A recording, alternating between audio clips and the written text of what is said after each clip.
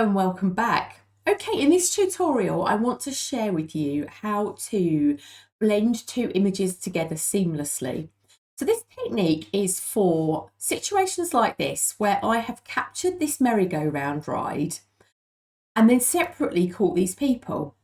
So the merry-go-round isn't moving. This was my movement, and you can see from the clouds and the background here that this was me moving rather than the merry-go-round. And I had about 4 or 5 attempts at getting the effect that I wanted, and I loved this one. So the snag here is, number one, because I've been so focused on the merry-go-round and I was positioned in front of some stands, so I couldn't get any further back, and this is what the shadow is. The problem is we've lost the top of the image here. We haven't lost it. We've caught the merry-go-round, but it's way too tight in the frame, so that needs fixing, sorry. And number two, just a moment or two after I captured this, these two people came walking towards me. Now, you would struggle. I mean, maybe you're better than me, but you would struggle to create the movement on the merry-go-round and capture these two people in ICMs. I love their colour of clothing. I thought it worked really well against the merry-go-round, which was why I wanted to capture them. So what do you do to blend these two images? Well, number one, if you're worried that this is not legitimate photography practice, let me reassure you that the first multiple exposure like this was captured in, I think it was 1857. I've mentioned it in the book. So multiple exposures have been going on since time began, almost. And pro photographers are doing this across every genre, whether you're a macro artist and you are stacking images for sharpness, you're doing panoramics on the landscape, or you're creating art. If you look at some of the fellowship panels for the Royal Photographic Society, there's a beautiful one on there that somebody's done quite recently, that they've created some tarot cards from their photography, and they are all composites. They are incredible artwork. So this is legitimate, normal photographic practice. Okay, so let me show you how to do this. So we've got our merry-go-round that I like at the bottom, and I want to have these people on that image basically. Nice and simple. Make sure you've got your layer selected. Grab the marquee tool. Now the reason I do it this way is because you could go select subject, but Photoshop is going to struggle to identify these as people, even if there wasn't all this other business going on in the background. Quite simply because in ICM, there are no sharp outlines, nothing is obvious. So it's much better to do things this way. And this is my favourite blending technique. So marquee tool selected, I'm going to grab out here and I want a nice frame around these people. That's probably a little bit tight actually. So Control or Command D to deselect. I'm going to make it a bit bigger. Okay, that's about right. I want a nice bit of edge around them. Okay, so here is the thing. Make sure you've got your layer selected and you've got your selection active, and then Command or Control J to duplicate. And if you look at my layers panel, you'll see what it's done is duplicate the selection. Because the selection was active, all it's done is pick out the bit we wanted, which is perfect. So we have a selection. Let's drag the other image down because we don't need that. It's the one we've just cut out from. I'm now going to put down at the bottom, and it's actually got in my originals folder, which is fine. So here is our cutout now sitting over the top of our background copy layer, which is the image I like of the merry-go-round. So I am going to go Command or Control T to transform, and I'm just going to move this up. So I'm lining it up with the merry-go-round above. Why make life difficult?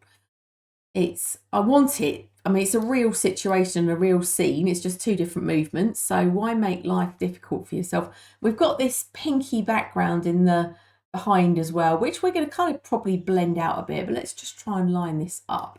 So I'm going to drop the opacity on it just so I can see what I'm doing a bit easier.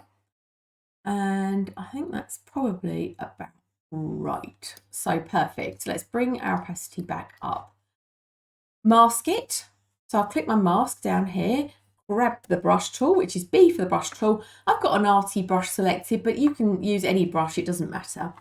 So I'm going to bring my opacity down, black selected because we're painting out, And then I'm just going to blend because I want to blend in these edges. Actually, I'm going to bring my opacity back up. The flow's down at 65. Let's bring that down again.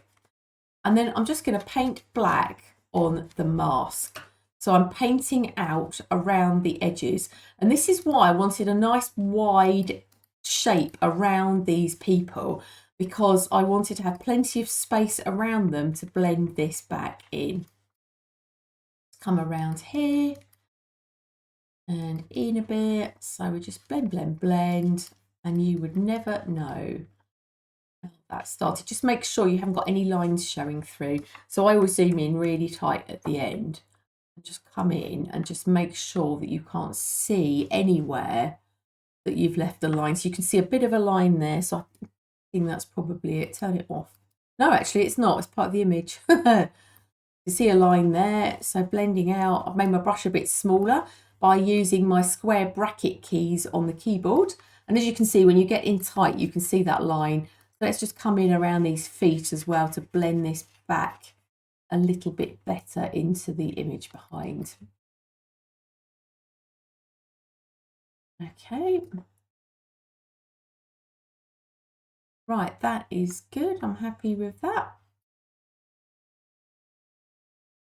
So turn it off, turn it back on, and just keep looking around, just see if you can see anything that shouldn't be there. I don't think there is. So we caught this here. I'm probably going to paint black because I'd rather have the image that I liked of the merry-go-round is the one at the bottom. So I don't really want to lose any of that. Another look.